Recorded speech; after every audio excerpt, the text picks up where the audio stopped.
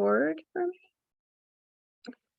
All right, I would like to welcome everybody to our November webinar. This month is really exciting because we have one of our students who's going to be presenting their capstone work. So I am very, very excited to introduce JD. But first, I just have a couple quick announcements. December 7th is going to be our next PHP webinar. We're having a speaker from DC, Homeland Security and Emergency Management Agency. She spoke at a webinar that I attended, and she's got amazing energy and is going to be talking about like some of the intersections between emergency management and public health. I had listened to her talk a little bit about COVID and how those two intersected there. So I'm really looking forward to hear her talk. Like I said, just great energy. I know a number of students saw her speak at the webinar and they really enjoyed her. JD is going to talk a little bit more about this, but on November 15th, which is 2 weeks from yesterday, we're going to be having our next student chapter of the IAEM meeting, and this one's going to be unique because it is going to be JD live from Savannah. He's going to be at the IAEM conference, and I told him he needs to wear a GoPro and walk around. He had the idea of doing it from the conference, so I told him GoPro or it doesn't happen. That's right. So he's going to give us like a bird's eye view of what one of their conferences is like and talk about like some of the stuff that he's seen, talk to all that kind of great stuff. As we are getting, I mean, it's crazy that we are already in November. So people are going to be thinking hard about next semester if you haven't already registered for classes. We've got a number of the core classes that are going to be offered, and we've got some electives. So make sure that you check those out. I will be teaching one on non-medical obstacles. So check out our electives and make sure you register for classes. Speaking with JD about graduation, if you're watching this and you are going to be graduating in May of 2023, please make sure that you are getting, if you're a PHP student, make sure that you have been getting information from Rachel Rager. I believe she already sent 1 or 2 emails out. So if you have expressed your intent to graduate and you have not been getting emails from her, please reach out either to her or to me, and we can make sure that everything is in order.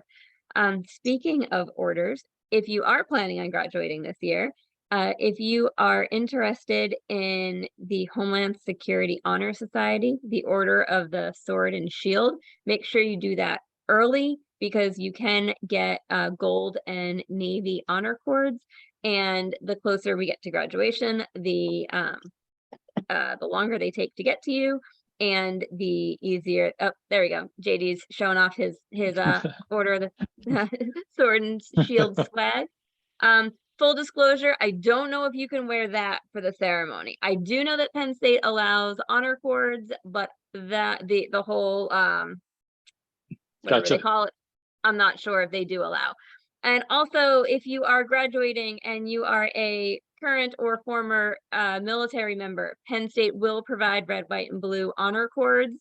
Just please let either Rachel or me, and I can I'll reach out to Rachel.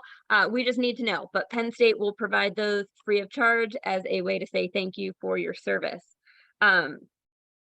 I have literally given people honor cords off my neck, but I only have 1 pair, and I would hate to see somebody go without them who deserves them. So please let us know, and we will make sure that we get them to you. It's a really nice package that they send to you with a card commemorating your service.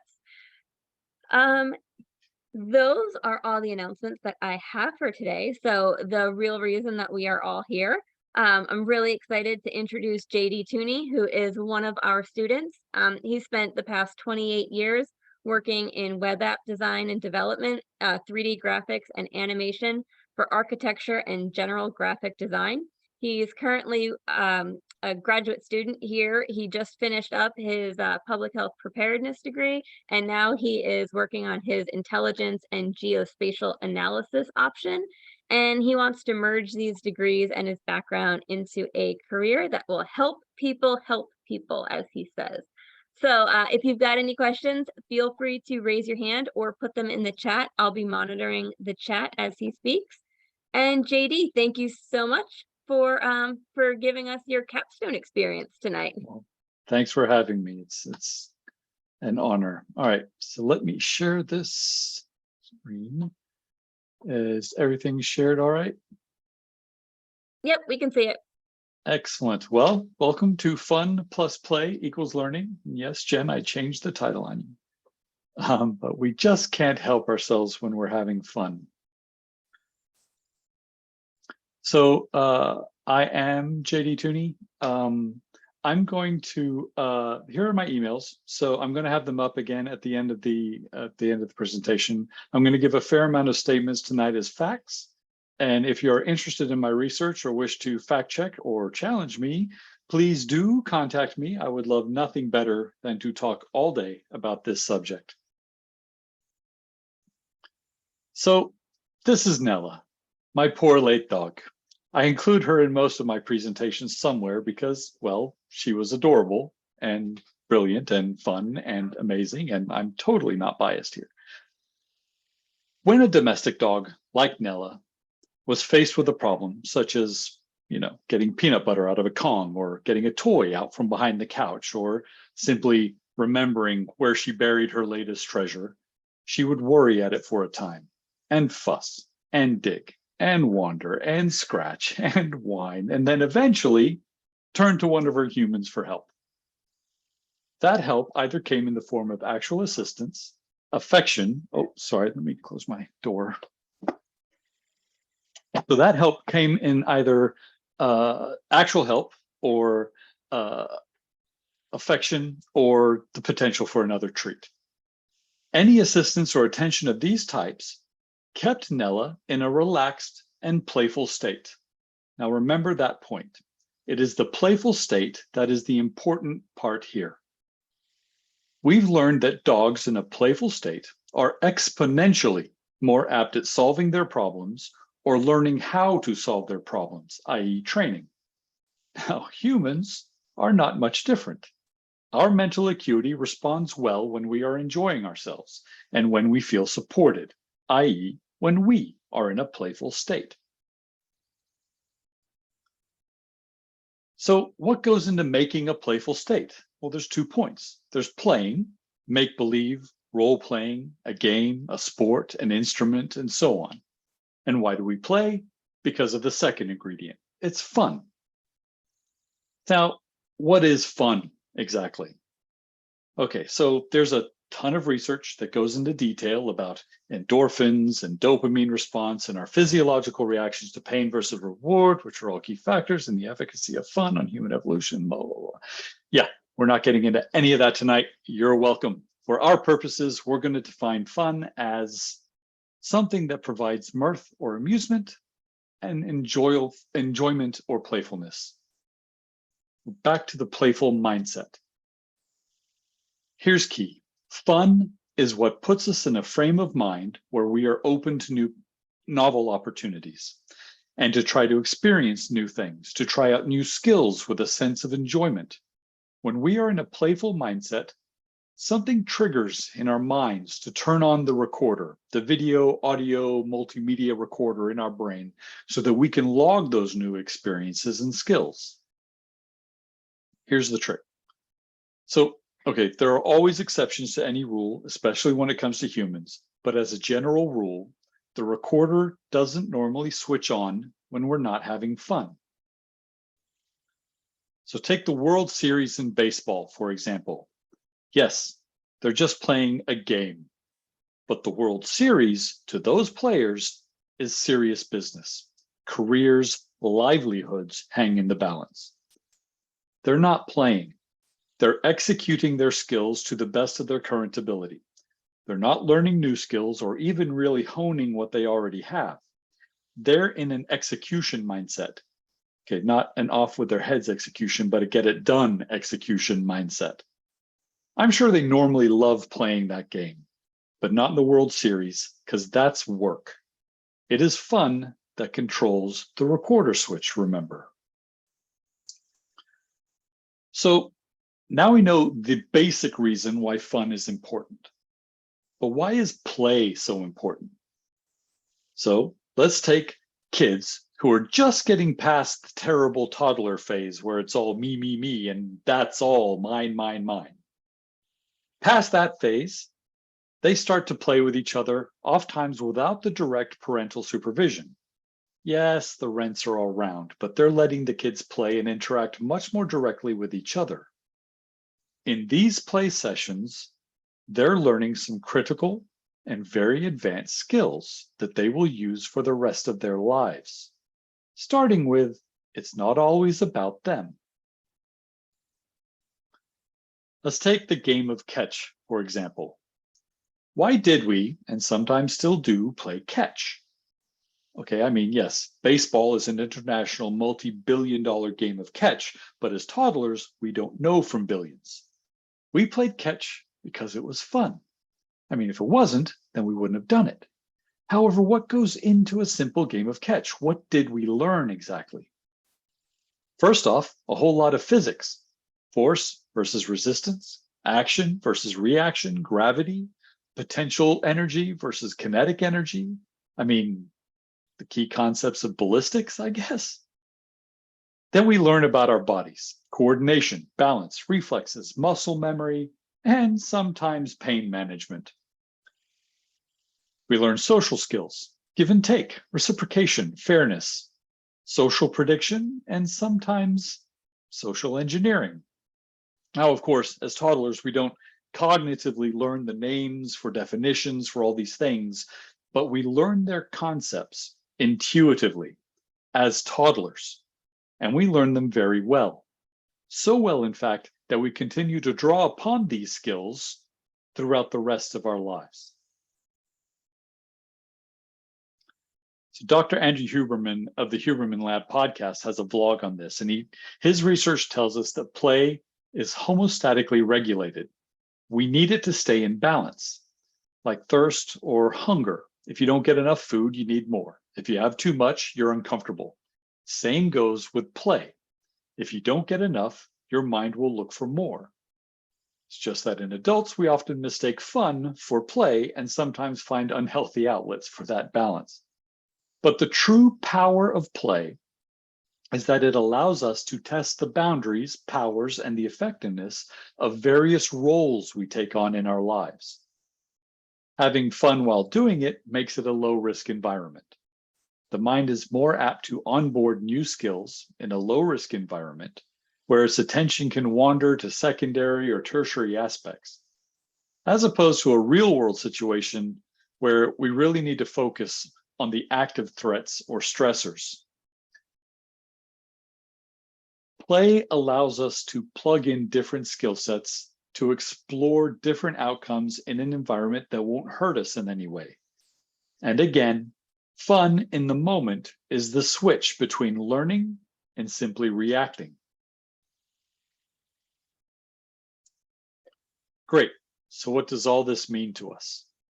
How do we use fun and playfulness in our professional lives in public health? I mean, generally, our jobs in this field can affect thousands of lives. Take our COVID response, hurricane or natural disaster response, or any public health situation. Our jobs are serious business where lives are at stake. So why do I believe that fun and playfulness are key elements in saving lives? I'm glad you asked. So my goal after graduation is to get into the emergency management field.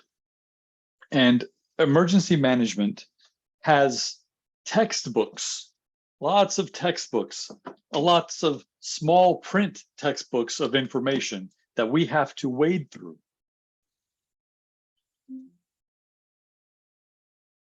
Even going to conferences, seminars, webinars, general training, traditional emergency management is kind of dry.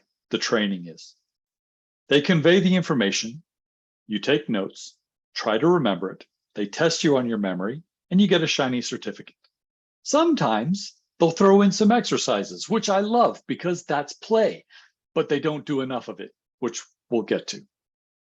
But the traditional methods are all well and good in the moment, But here's the main problem.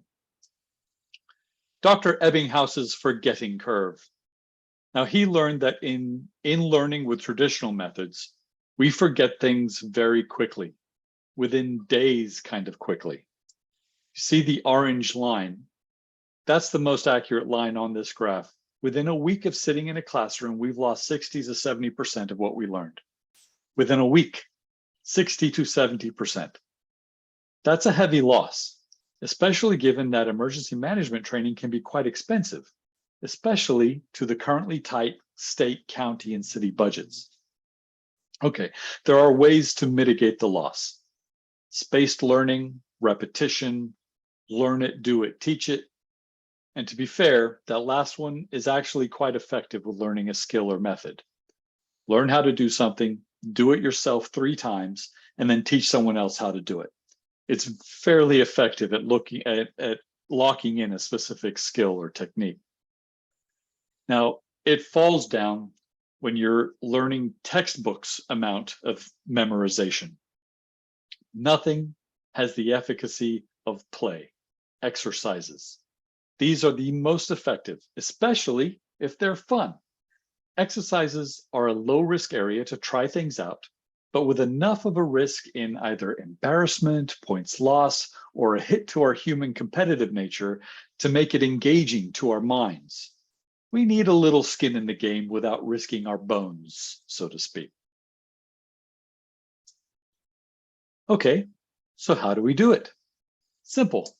Gamification, yay! We turn heavy learning into a game that we play. There is precedent. There are apps out there. The one I've been using lately is called Duolingo. It teaches you how to speak a language through gamifying it. You keep score, you challenge other people. You can learn 39 different languages on Duolingo. One of them is Klingon, which is not at the bottom of the popularity list, just so you know. He estado aprendiendo español durante los últimos 6 meses. I got that from playing a game. I don't think I'm doing too bad. Few months. I'm not fluent by any stretch, but if I dropped in a Spanish-speaking country, I think I could get by, especially if they speak English. So, how do we do it? What goes into making a game? We see games all over the place. Video games, board games, role-playing games. Games are everywhere, and they can be quite extensive and complicated. But really, there's only 4 main parts to any game. First, there's a clear objective. Get the ball from one end to the other. Kill all the zombies. Annihilate your opponent's board pieces. Get your partners to guess your word through body language or drawing alone. Now, the caveat here is that the objective has to be achievable. It cannot be or seem to be insurmountable. We must believe that we have a chance of succeeding, because if we don't believe we can meet the objective, then why bother? That's not fun. So off goes the switch. So first, you have to have a clear, doable objective. Second, you have a challenge. Lots of challenge. One, you have opponents, other players either racing to meet the objective first or to simply block you from meeting yours, or both. Or you have a time limit. If you don't meet your objective in the right amount of time, you lose ground, you lose points, or you lose the game. Physical challenges. How far can you toss that log? How good is your accuracy? Target practice, darts, horseshoes, coordination, running while dribbling a ball. I can't do it. It's ugly when I try. Rhythm challenges, dance competitions. Then you have mental challenges, puzzles to solve, logic problems, knowledge trivia, pattern recognition, memory games, chance. Sometimes random chance throws curveballs into a game. Anyway, there's a ton of challenges. You get the point. Third, there are rules, constraints that all the players have to live by to make it fair. Sometimes even the rules are the challenge. You have to be blindfolded to hit the piñata, or you're not allowed to speak when conveying an idea or a word. But there are always rules to follow or boundaries to stay within, or both. Finally, there's immediate feedback. Whether that's the empty stares of your partners who are trying to guess what the word is you're drawing, or it's a score you're keeping. You have some way to know immediately how you're generally progressing. That's it. Those are the 4 elements of making a game. So, how about a real-world example that one would not normally think of as a game? Dinner party conversation, which usually becomes a type of game, a social game with objectives, challenges, rules, and feedback. The objective? To amuse your friends or to be entertaining. Challenge? Stories and conversation have to be interesting enough. Rules? We'll have to follow general social rules. Don't be offensive, don't be gross, or perhaps be as gross as possible to shock each other. I mean, we were all 11 once. Some of us never grew out of that. And then you have immediate feedback. They're either laughing with you or at you, or they're throwing their popcorn at you. Either way, you'll know immediately how well you're doing.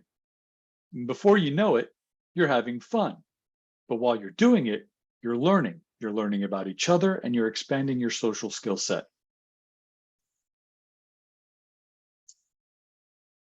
The game that I'm creating for emergency management training is called XREM. It stands for Extra Reality Emergency Management, XREM. So let's start with what is extra reality, XR? XR is an umbrella term for basically 3 things: virtual reality, augmented reality, and mixed reality. Now, sometimes MR and XR are used interchangeably, so we won't get into the mix too much. But XREM app will start as a virtual reality and will migrate to augmented as it grows. So let's look at those 2. VR, virtual reality, does exactly as its name implies. It puts you in a virtual reality. You put on a headset that blocks out the real world. Inside the headset are small screens showing a scene of some kind. As you turn your head, it looks like the scene stays put, giving you the illusion of looking around in a different location than the one you're physically in. If you haven't tried this, let me tell you, modern virtual reality is immersive and it will fool you into thinking you're there. There have been several times I've been playing some scary game in VR and had to lift the headset off my head quickly just to remind myself that I'm still in the real world and that was just a game. So VR started, as with many things computer, as a game platform, but was quickly adopted by businesses for training and various functional purposes, such as architecture. I first developed VR for architecture visualizations. It allowed architects and their clients to essentially walk through their buildings before they even broke ground. This was the visualization we did for the Minnesota Vikings Stadium. And they estimated that the walkthroughs we did for them saved them several million in alterations as the stadium was built. It's my hope that XREM won't just save dollars, but will eventually help to save lives. Although dollars are important, especially to budget-centric districts. So this was done before the stadium was built. Now here's the up-and-comer, augmented reality. It's similar to VR, except instead of blocking your view to the real world around you, it incorporates it. More accurately, it overlays a virtual world on top of the real one. This allows you to interact with people and the space around you while calling up and using virtual information. So imagine, let me go back to this and stop it at one point. So imagine you're a responder out in the field and you need to perform emergency repairs on some equipment out there. So like here, imagine you've got a VR headset on, you're out in the field, and it's overlaying exactly what you need to do to fix that equipment out in the middle of nowhere. That's the power of augmented reality. And that's why this is the ultimate goal of the XREM app.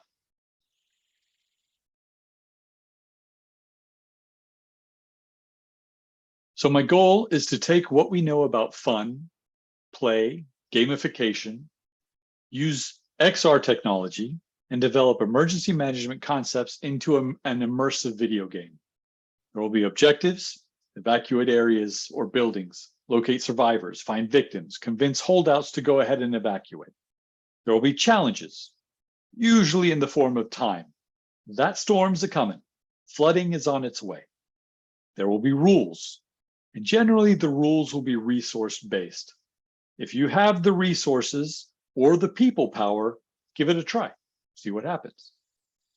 Immediate feedback. Uh-oh, flooding wiped out that retirement home, those poor people. You lose, try again. The beautiful thing about video games is how they're structured. Generally, they're level-based. Each level gives you an incremental and cumulative addition of skills. So, for instance, level 1, gather your information about the world. What's happening? Where are the trouble spots? When is it happening? Who needs help and where are they? You find the information about your world. That's level 1. So that's your job, that level. You pass that, you go to level 2, which is where you first gather your information and then find out what your resources are. What do you have? What are their strengths and weaknesses? Are they already deployed? And so on. Level 3, gather your information, find out what your resources are, and then deploy them. Deploy them to the right locations in the right time. Level 4, information, resources, deploy them, and now get them all back safely with victims, preferably. More victims, more points. Then we get to the boss level, where we incorporate everything into an additional challenge. So there's flooding, a hurricane, and a tornado all at the same time. Boom, solve that. I'm the game developer. I can be as mean as I want to. So here's the cool bit about this. If we take the truly immersive qualities of VR and this concept of incremental levels, each adding a skill set, one piece at a time, we can add life and death decisions stressors incrementally to a trainee, gradually building up their stress tolerance and decision-making skills until they are able to function very well in a high-stress environment with calm assessment and decisive action skills. That's the ultimate goal, to develop competent responders who keep their skills for a long time. And we're having fun doing it because, hey, it's all a game. Until it's not. So that's the project. That's what I'm going for. If you have any questions, again, the research into gamification and the benefits of fun and play on learning are vast. So if you're interested in my research, please hit me up at one of these 2 emails. The PSU will only be good until May, but if you see this afterwards, please hit me up at the Gmail. Any questions? I know that was short, but I talk fast. Nice move adding the Coast Guard picture in there. I like that. I thought you did. I have a quick question about, like, I know, to use a real world telework example, I saw a lot of pushback with the switch to teleworking and virtual meetings and things like that by more of the I mean, I'm speaking from Coast Guard headquarters, so more of the I don't want to say more senior people by rank structure, but more of a age and tenure in the organization. So do you see this as being something that would be useful with younger emergency managers, or do you think that it's something that, like, people that are not used to video games and all of this kind of stuff could eventually get comfortable with as well. I mean, if I can get comfortable with it, anybody can get comfortable with it. I think I think on the older generations, we will have more of a challenge convincing them. They'll be less apt to believe that it's effective. But it's hard to argue with results. And I think that programs like this, and there are others out there that have already started, the results will be hard to argue with in a few years. So, I mean, progress happens. It happens slowly because people resist. They like their old ways. But again, it's hard to argue with progress, and this is the future. It's already happening.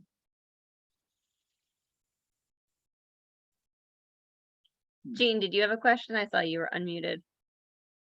Oh, I got a ton of questions. I do have to leave at 9. Otherwise, I think I could talk about this for quite a while. Anytime, you know my number. Oh gosh. So yeah. So I guess I'm interested in your game, in your how you're planning to roll that out as a investigator, as a researcher. You know, I think about, well, how are you going to evaluate this? How are you going to evaluate its effectiveness? Right. So the original plan is to take a set of either a chapter in an emergency management textbook, and then teach it both ways. Have a test group that will go through and learn it the classic way, and preferably people who aren't in the field, preferably people who would just volunteer. I don't know who that would be, but we'd have to find them.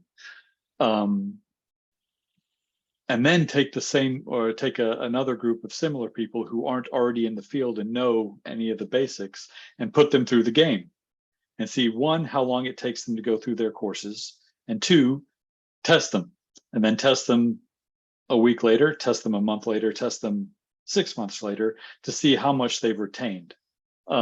Having someone who's not in the field will be critical because they're less likely to keep seeing the key concepts coming back. So that was the initial thought, was 2 test groups. Good. Well, I'm glad you're thinking about two test groups. You know, sitting in an academic institution, we always like to think about randomization too. So it would be interesting, really interesting, if you were able to randomize certain groups to receive something, either one arm or the other arm of the study. So that would rule out some of the potential confounders that you might see in the study. Okay. Do you think you'll be able to do that? And what do you need? Is this your PhD dissertation or what? If I go for a PhD, yes. Right When now, you go for a PhD. Yeah, it could be. I was hoping, I want to develop this. So I really, as soon as I finish my degree in May, I want to progress with this. I want to build it out. I want to, the capstone for the GIS portion is going to take a section of it to incorporate the GIS maps if we go back to, let me pull that back up.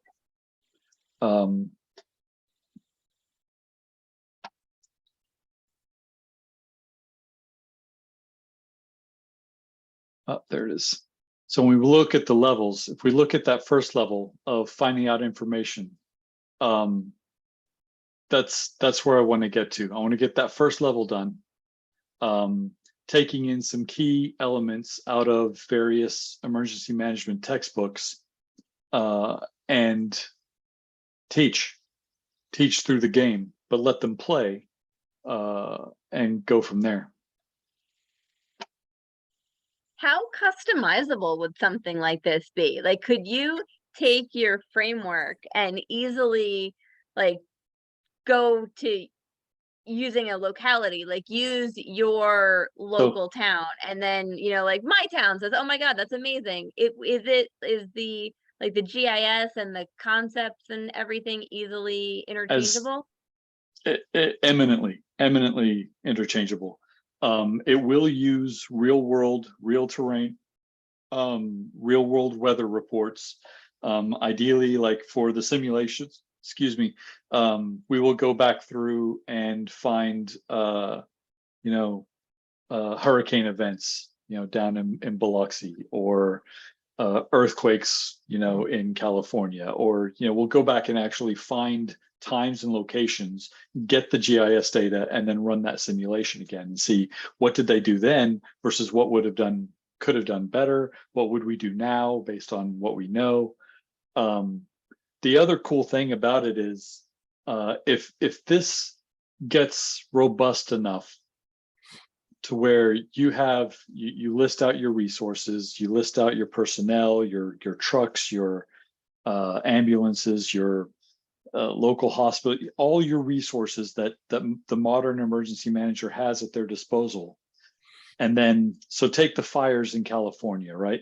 So we model that. Say a fire happens right now, and we know all that data. We can get that data and feed it in, and rather than it being a simulation or a game, it's a real-time feedback of what's happening now as per the latest data coming in.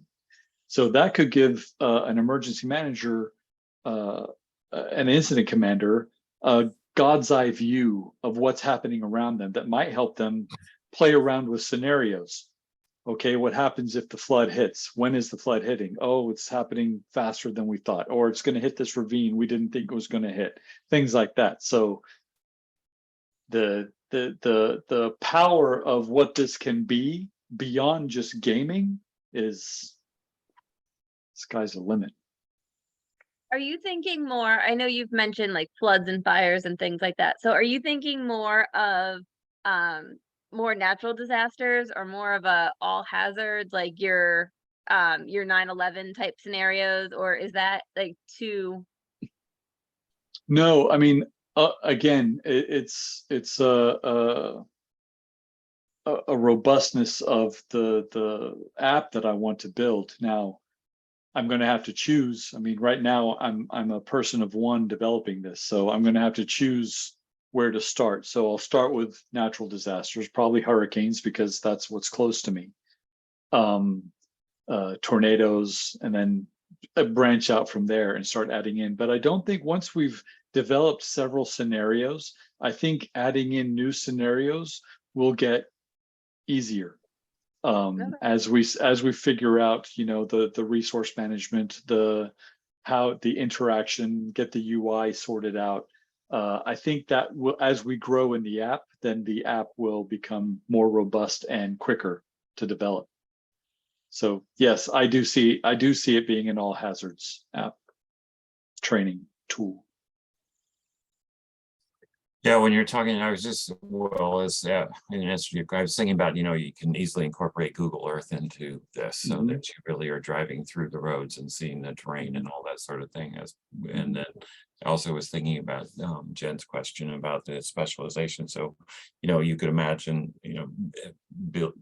places, that stadium you showed us have their own emergency managers that just take care of that thing. They could really work through that in a great fashion. They have a big space, but it is a defined space, and so they could easily.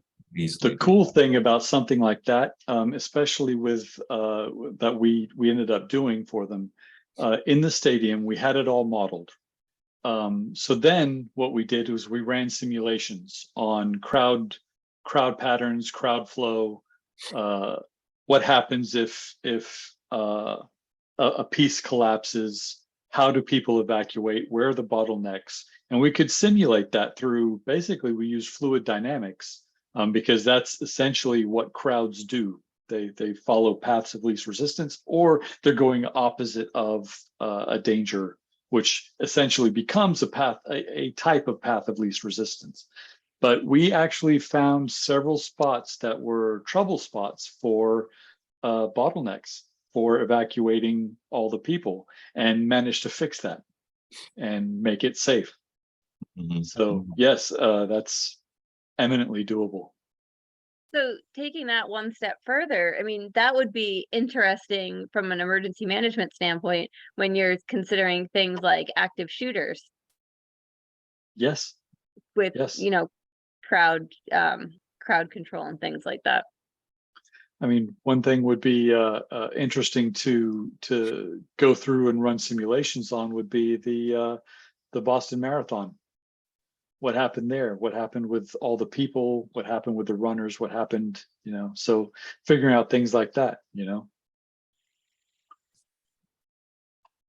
Yeah, well, from the preparedness perspective, the component is really good. The public health part of this, the EM part is really important. The ambulances in the hospital, the ER triage, all those sorts of things become really real, very real.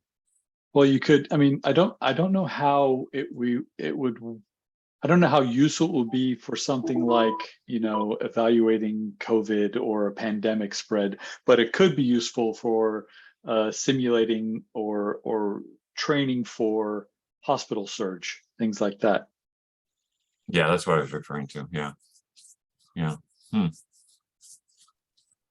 So what's your so you have this concept, you're building it out more for your capstone. So how Mhm. do you take it from capstone, and potential dissertation to to a practical app that you're actually getting out there? So, funding. I need to develop the first level so that I can shop it and either go for grants or go for sponsors, or I mean crowdsource or something. I need funding so that I can hire people so that we can get this built, because I the scope I see for this thing is so much bigger than me.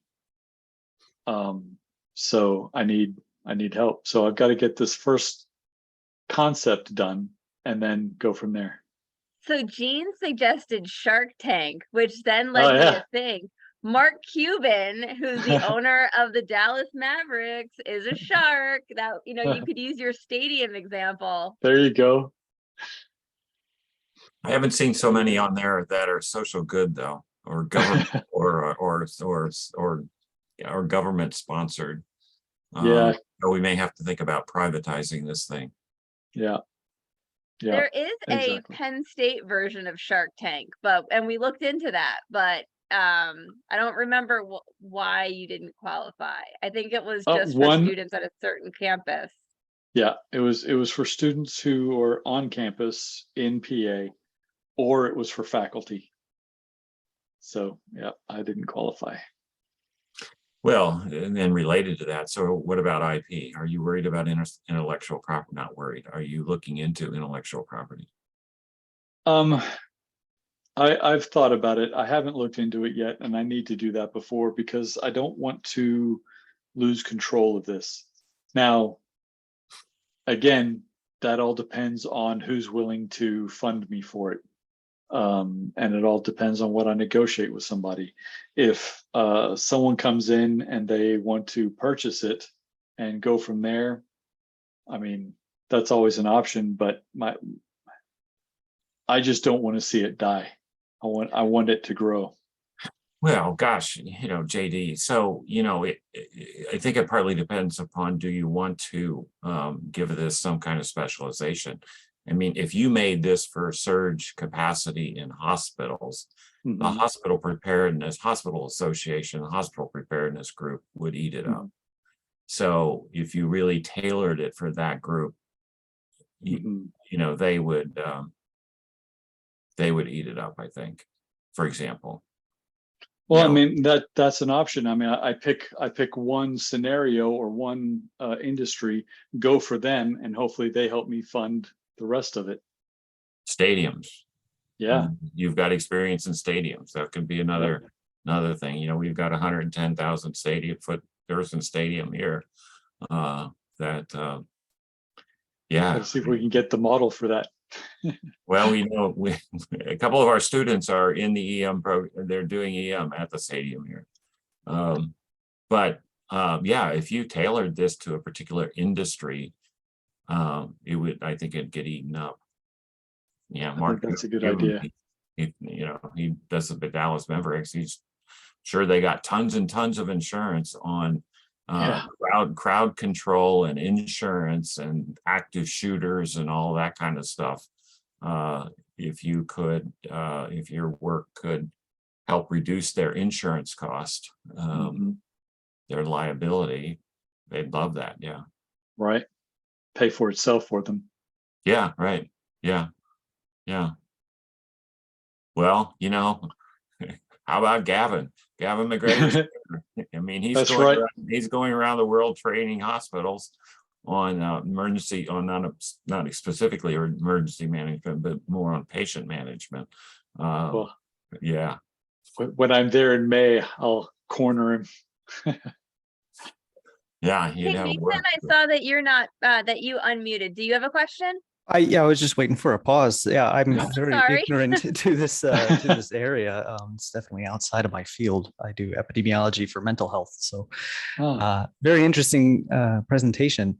I think from my point of view, it sounds like the concept is incredibly strong, and of course, it is very exciting. The implementation part is where I have a lot of questions, right? Because and it was mentioned previously, the uptake by certain people might be more receptive or less receptive, might need different approaches. Something that's a full-on virtual reality or augmented reality experience might not be acceptable to everyone. And so, Right. you might encounter certain circumstances depending on your target that you need to come up with something that's a little bit in between, maybe more gamified than the regular approach. For me, what's really fascinating about this is the ability to accommodate situations that are not covered in a textbook. So I work with electronic medical record data, and the training in epidemiology just does not cover the nuance of EHR data, right? And I imagine for preparedness, it's sort of a similar situations that these textbooks experiencing it is going to be a lot better. Like you said, what's your goal, if any, in terms of capturing that nuance that isn't within the pages of a textbook? I haven't really thought about that too much, because the goal, especially for the initial stages of it, has been very focused on teaching emergency management, right? So in terms of I want this program to be customizable. I wanted this to be able to shop this to a city OEM, Office of Emergency Management. I want to be able to shop this to a hospital, or I want to shop this to a state OEM, so that they can customize it to their size. So obviously there's going to be a whole bunch of stuff that is undocumented that needs to be taken into account. I mean, you start looking at scenarios where hospitals have to be evacuated, or you start looking at or retirement homes. So how do you get the records for how many people are in a hospital, how many staff do they have, how many people are in a retirement home? So you can guesstimate, but you want to go ask these people, but sometimes they can't tell you. So there's a whole bunch of information there that, I don't know what I don't know yet. And until I get there, I don't know. Yep. So are you using like Epic or what kind of software are you using for medical records? We have insurance records imported through one of the, I think it's Cerner, but we have our own cohort of data. So. Fair enough. Anything else? No, that'd be all. Thank you very much, and best of luck. It's a good question. It's just I haven't gotten there yet. Yep. long road ahead. Yeah. So maybe this was where Mason was going. Very good comment, Mason. So I guess I just immediately thought about artificial intelligence here for the extension of what you're talking about here. So I have a couple of boys who do artificial intelligence, and part of when they try to explain that to me is what they're working on is trying to you get a little bit of data and you're able to analyze it quickly. And then the artificial intelligence is the part that is able to extend that over to other situations where you don't have a complete data set, complete information. One son described it to me as, if you go into a dark room with a flashlight, you can see a little bit of the image in front of you, and you can shine that in different places, and then your mind puts together those various images to come up with what's in between. Mason's comment, I think, was right on. And you need a co-founder who does artificial intelligence to be able to bring in that learning process into your gamification. Well, especially when go ahead, Mason. Oh yeah, I was just going to add in. Yeah, that's exactly on. And then in addition to that, one of the wonderful things about that is that you can start relying on web-based hosting, and it's incredibly scalable. And so if you have departments that don't have the infrastructure to do simulations, you have that web-based hosting and AI that can be provided to them as part of it, so they can use it as they need it as well. So yeah, anyway, sorry. Yeah, I mean, the cool thing about doing the web-based hosting would be allowing different districts. So if you've got two different cities in California who have both, one's dealt with their training on earthquake simulation, and then they can post that to a library that maybe a more north city can see what they've done and maybe adapt, so they can start sharing information amongst themselves and across the country, or maybe across the world eventually. So yeah, that's cloud-based is definitely a way to go. And with the amount of information and data that GIS collects, AI is going to be the only way to go, because human beings wouldn't be able to parse through that at all. I mean, not effectively. So Kevin, did you have a question? I saw you came off of mute too. Sure. Hey, JD, I just wanted to share Hi. something. Your training, your presentation just reminded me of something I just heard, and it's really relevant to what you were just talking about. So the Great Shakeout, the earthquake day on October 20th, there was a local news story that came out. And I live in Portland, Oregon, so this is very relevant to where I live. But Lewis and Clark College creates a video game that helps people prepare for earthquakes. The game is called Cascadia 9.0 and was created by the professors and students at Lewis and Clark College. Cascadia what? 9.0? 9.0, yep. And the professor says this is a good way to incorporate technology into earthquake preparedness. There it is. Look at that. The players navigate through a devastated city looking for their dog who escaped in the aftermath of a massive earthquake. Whether the character is in the right or wrong place during the earthquake determines their fate. And what I saw in the news thing was, if you think of the Oregon Trail, the video game where people die from dysentery or different natural causes, this is exactly what the game is based on. But it is basically, they just mentioned this, so I think it's great. It's one natural hazard that you can add to it.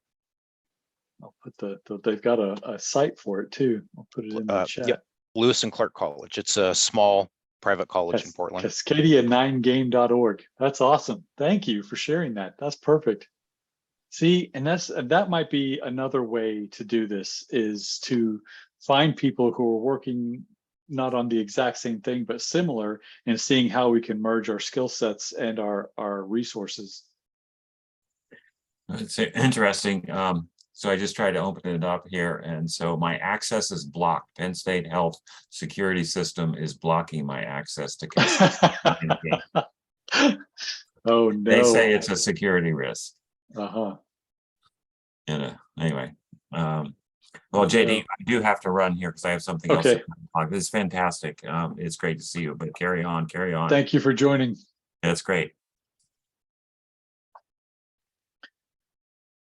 Okay, anything else?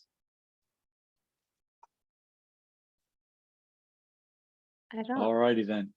see any questions in the chat. Well, feel free to email me if you think of anything or want to just talk about it, or have some questions, or want my research or any of that. So feel free. I love this topic. Well, JD, thank you so much for presenting to us. This was very, very interesting, and I am so excited to see how it comes together for you. I am too. Thank you. You're welcome. All right. Well, see y'all next month. Happy Thanksgiving. Y'all too. Take care. Thanks for coming.